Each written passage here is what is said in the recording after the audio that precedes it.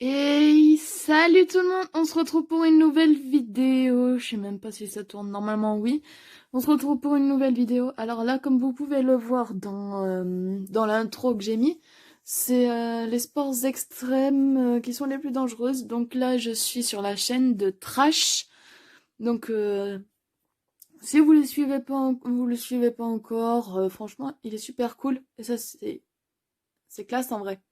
Bon, allez, trêve de blabla, place Yo à la les vidéo. crashers, on a tous ici déjà fait du sport, que ce soit du football ou du tennis, et si tous ont leur part de risque, certains ont pour essence même d'être dangereux. Ces sports qu'on appelle sports extrêmes sont bâtis sur la philosophie du toujours plus loin, toujours plus fort, et veulent repousser les limites humaines. Ils ne sont clairement pas à la portée de tous, et chaque année, des personnes se blessent en les accomplissant, voire y laissent la vie. Voici 8 sports extrêmes les plus dangereux, accompagnés de filons.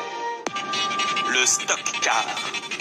Et pendant la prohibition, il est né grâce à la mafia. Et oui, afin d'échapper à la police, les gangsters prenaient pour habitude de modifier de vieilles autos pour les rendre plus véloces. Et comme c'était plutôt marrant à faire et à voir, des compétitions illicites se sont organisées entre mafieux. Le public s'y intéresse et les constructeurs automobiles aussi. Petit à petit, ces courses de stock car, comprenaient des courses entre voitures de série modifiées, se sont répandues et ont acquis avec le temps un caractère légal. Aujourd'hui, ce ne sont plus tellement des voitures de série vu la tronche de ces bolides, ce qui a tendance à faire râler pas mal de puristes du stock car. Pourquoi est-il plus dangereux qu'un autre? Très bien. Imaginez un circuit ovale dont les virages sont inclinés pour pouvoir prendre un maximum de vitesse. Ceux-ci sont fermés pour éviter les sorties de piste. Vous prenez 43 grosses bagnoles comme les adorent les Américains et vous les mettez en paquet sur la piste. La course dure en moyenne 4 heures pendant lesquelles les pilotes font des pointes à 320 km/h, en étant à peine à 1 ou 2 mètres de leurs concurrents. Forcément, au bout d'un moment, c'est logique qu'on arrive à ce genre de truc assez monstrueux et sacrément dangereux.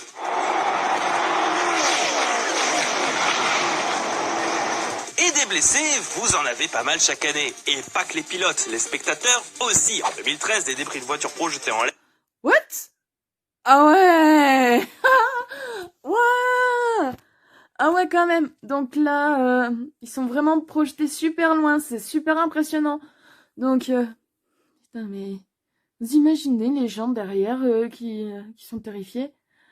En plus, les trucs qui sont là, enfin les sortes de grillages, ça tient pas en fait.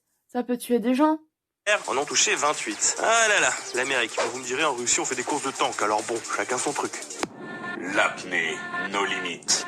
Comme vous le savez certainement, si on arrête de respirer, on meurt, et assez vite. 2 minutes pour le commun des mortels. Eh bien l'apnée, c'est ça. Il s'agit d'une plongée dans l'eau avec une interruption de la respiration. Le record du monde d'apnée est de 11 minutes et 35 secondes, et c'est un Français, Stéphane Mifsud, qui le détient. Ce qui nous intéresse ici, c'est l'apnée qu'on appelle no limit. Le no limit est une discipline de l'apnée dans laquelle le but est de descendre par tous les moyens possibles le plus profond sous la surface de l'eau. La seule limitation étant évidemment de ne pas respirer. Le record de la discipline est détenu par l'Autrichien Herbert Nitsch à 214 mètres de profondeur. Lesté par un poids, l'apnéiste se laisse descendre le long d'un fil puis remonter le plus rapidement possible par un ballon d'hélium à gonflement instantané qui le ramène à la surface. La pression appliquée sur votre corps est tellement grande à cette profondeur que vos poumons font la taille d'une mandarine et que vos yeux sont complètement renfoncés dans leurs orbites, vous donnant un look de mort-vivant magnifique. La pratique est considérée tellement dangereuse que pendant de longues années, les records n'étaient pas homologués par la fédération d'apnée qui ne voulait pas encourager cette pratique. Et encore aujourd'hui, l'apnée no limite ne fait pas partie des disciplines de compétition. Je n'ai pas besoin de vous faire un dessin, descendre le plus profondément possible dans un milieu où on ne peut pas respirer et où chaque microseconde compte sous peine de perdre connaissance et de lâcher le filin et ne jamais remonter me semble assez descriptif. D'ailleurs, rien qu'écrire cette partie et l'imaginer m'a donné des sueurs froides. Les accidents restent heureusement rares vu qu'il y a très peu de pratiquants dans le monde. Le rodéo. Né vers la fin du 19e siècle, le rodéo est... Et vous entendez la musique derrière, je la reconnais, donc dites-moi dans les commentaires. Wow. Oh, je suis fatiguée. Dites-moi dans les commentaires si vous la reconnaissez, je vais vous dire si c'est ça ou pas. Allez, On C'est continue. un des plus vieux sports extrêmes du lot, dérivé du nom espagnol désignant les cow-boys, rodéar, signifiant entouré dans la langue de Rafael Nadal. Cette pratique est née des cow-boys qui, une fois leurs travaux de gardiennage terminés, se sont réunis pour se donner un spectacle entre eux, histoire de compléter leur salaire assez bas. Le sport a pris de plus en plus d'importance et les spectateurs sont devenus de plus en plus nombreux et de plus en plus curieux. Le premier événement rodéo date de 1872 à Cheyenne, dans le Wyoming. À cheval ou sur le dos d'un taureau, on peut regrouper les 7 épreuves de rodéo en 2 catégories. Le Rough Stock, où les cow-boys sont jugés en fonction de leur performance, c'est l'épreuve la plus connue, la plus dangereuse, celle où vous devez monter à cheval ou sur un taureau et tenir 8 secondes sur l'animal déchaîné avec une seule main, et les Timed Events, qui sont les épreuves chronométrées de capture de taureau à main nue ou au lasso, en solo ou en équipe. Un taureau pouvant facilement atteindre la tonne, vous vous doutez que se faire aplatir par un bestiau comme ça, c'est parce qu'il doit y avoir de plus fun.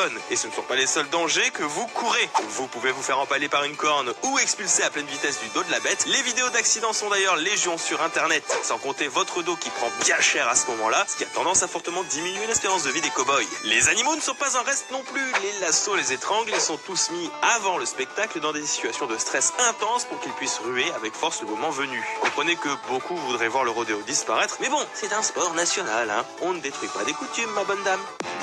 Le base jump.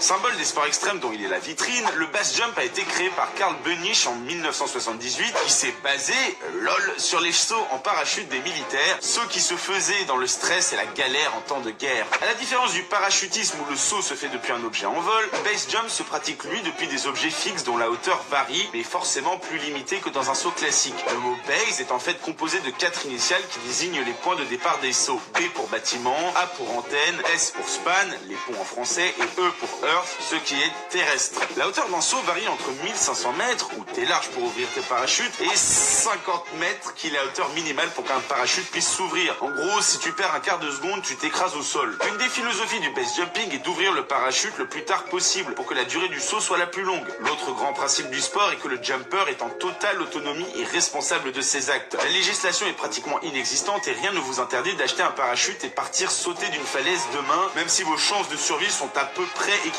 à la probabilité que Léo arrête d'apprendre. Ce sport est aussi généralement associé à d'autres sports extrêmes tels que l'alpinisme ou l'escalade pour atteindre les meilleurs spots. Vous vous en doutez, ce sport est extrêmement dangereux. Sur 8000 pratiquants dans le monde, on note une trentaine d'accidents graves par an, les accidents graves étant évidemment dans la grande majorité mortels. Le parachute souvent trop tard n'est pas le plus grand danger. En fait, c'est surtout le risque de heurter la paroi de laquelle on saute qui est dangereux. D'ailleurs, fait cocasse, le fondateur du base jump s'est tué 6 ans plus tard lors d'un saut en Norvège. Pas la meilleure pratique pour profiter de sa retraite.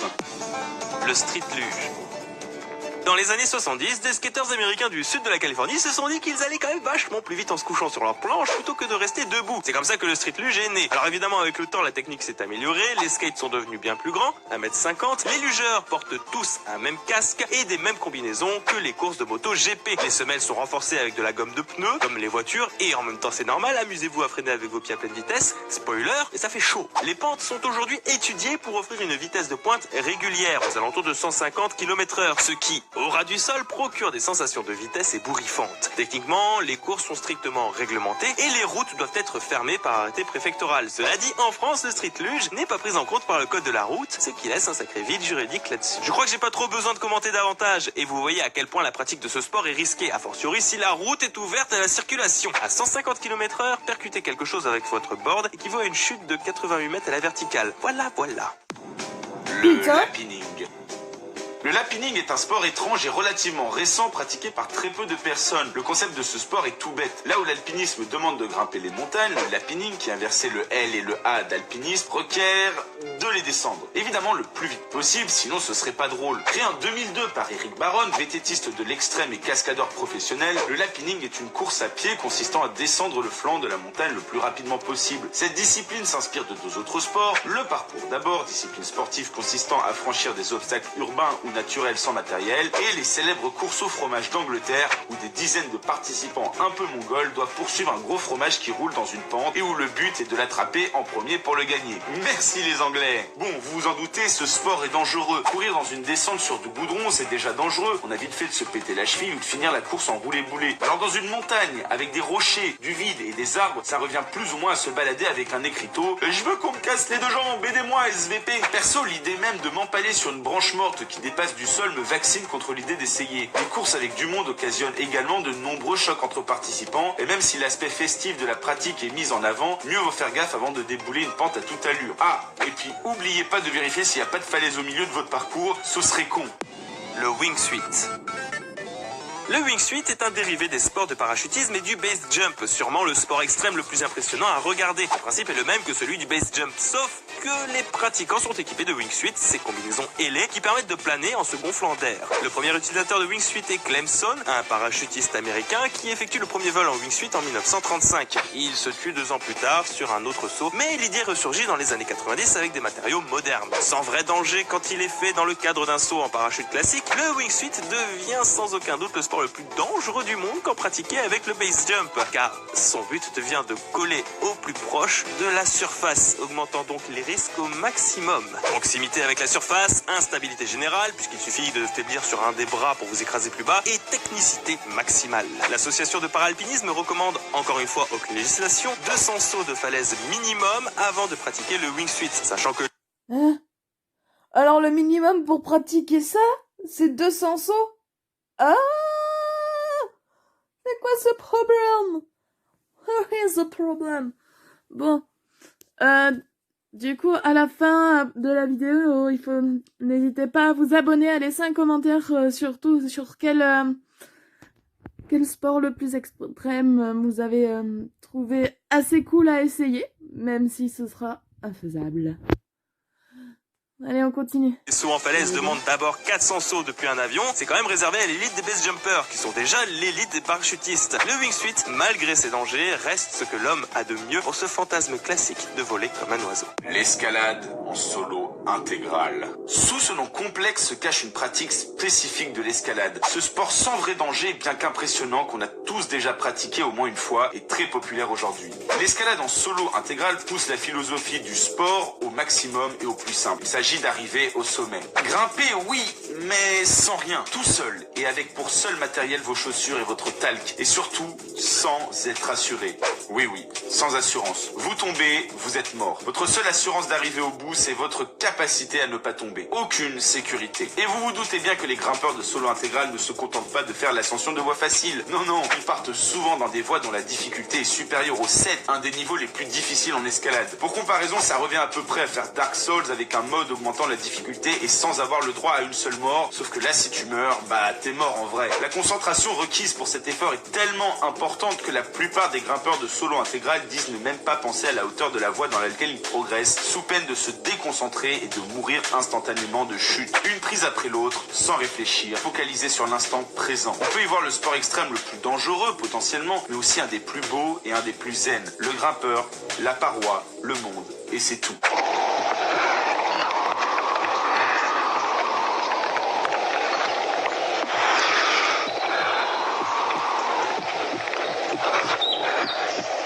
Et pour l'anecdote, Patrick Edlinger, le grimpeur incroyable que vous êtes en train d'observer et qui a popularisé cette pratique en France, est mort il y a quelques années en tombant dans son escalier. L'ironie du sort est parfois cruelle. Tous ces sports sont hyper impressionnants à regarder. Je suis sûr et certain que vous avez eu pas mal de sueur froide.